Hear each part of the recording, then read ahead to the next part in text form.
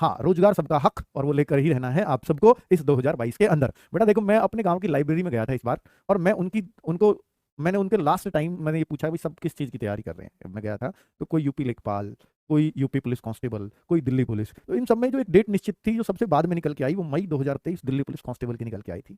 मैंने सबसे ये बात बोली और वहां लिखवा दी लाइब्रेरी पे बहुत बड़ी बड़ी कि मई 2023 के बाद मैं पढ़ना छोड़ दूंगा कंपटीशन का।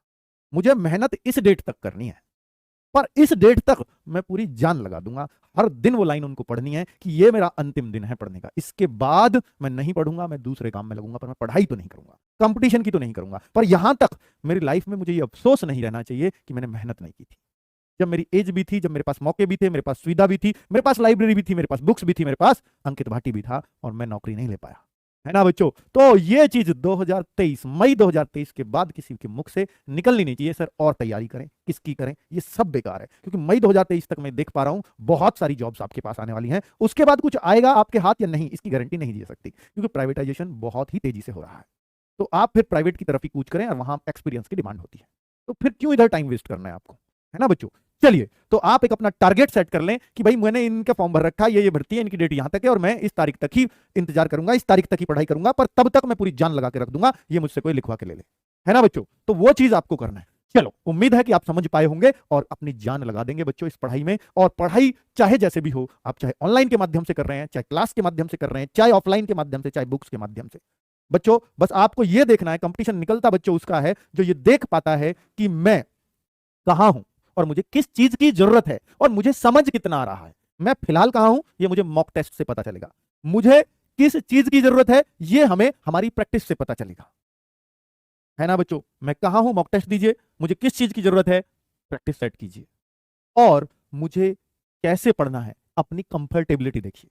मैं बुक में ज्यादा कंफर्टेबल हूं, या मैं ऑनलाइन कोर्स में कंफर्टेबल हूं, या मैं ऑफलाइन क्लास में, जिसमें आपको सबसे ज्यादा मजा आए वो चीज कर दीजिए। और आपको अगर ऑनलाइन पे बहुत ज्यादा बेटा भरोसा है या नहीं है, अंकित भाटी भरोसे का दूसरा नाम है, याद रखना बच्चों। आपसे जो एक शब्द बोला है वो एक एक पूरा किया जाता है, ठीक है। आप मुझ पे आंख मूंद के भरोसा कर सकते हो, कोर्स ले लिया, मुझे कोर्स तो बेचना है नहीं आपको।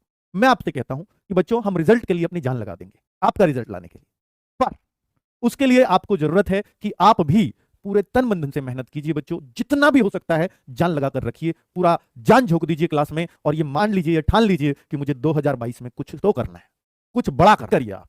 बेटा पढ़ने से ही एग्जाम हल होते हैं, फॉर्म निकलवाने से नहीं, वो तो निकलते रहेंगे, आते रहेंगे, जाते रहेंगे, कोई फर्क नहीं पड़ता उन सब चीजों से, ठीक है। चलिए अब बेटा आप जान लगा के पढ़ते हैं। आज आज बेटा मुझे नहीं पता कब आएगी, मुझे नहीं पता, एक्चुअली मुझे नहीं पता। अगर मुझे पता होता तो मैं आपसे छुपाता इस बात को। खुद बताओ, खुद बताओ बेटा। आप, मैं अब कह दूंगा भैया वो तो 2-3 दिन में आ जाएगी, चौथे दिन आप कह लोगे सर क्यों ना आई।